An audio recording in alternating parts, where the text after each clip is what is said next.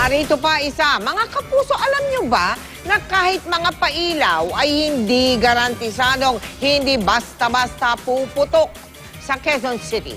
6 na batang magkakaibigan ang nalapnos ang mukha matapos biglang pumutok ang isang pailaw bago pa man nila sindihan. Nakatutok si Julio Segovia. Exclusive.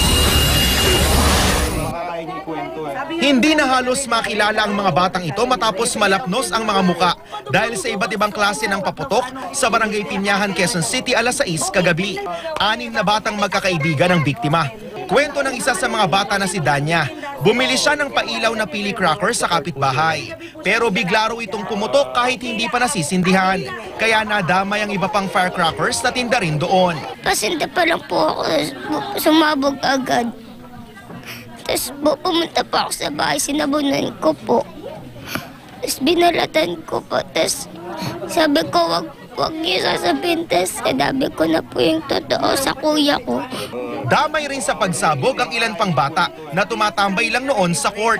Di po namin alam na pumuputok. Bigla pong pumutok sa mukha. Bigla po kami nagsitakbuhan lahat.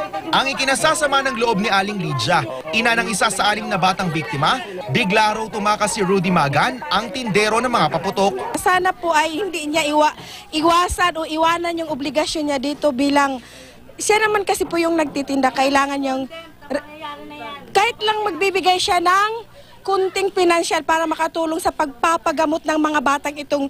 Agad dinala sa East Avenue Medical Center ang mga bata. Lahat nagtamo ng 2nd-degree burn.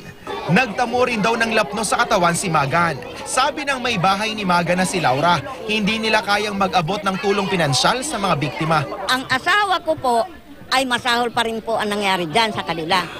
Hindi ho sinasadya yun. At 3 taon na po kami nagbebenta ng ganyan na hindi bawang, hindi pikulo. Kundi lusis lang po. Plano ng pamilya ng mga bata na magreklamo sa barangay. Sa Jose R. Reyes Memorial Medical Center naman, round-the-clock na ang pagbabantay ng mga doktor.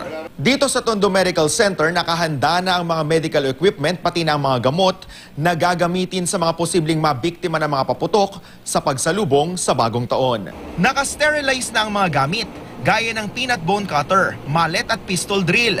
Kung mapuputokan, hugasan ng sugat sa running water at isugod sa ospital ang biktima.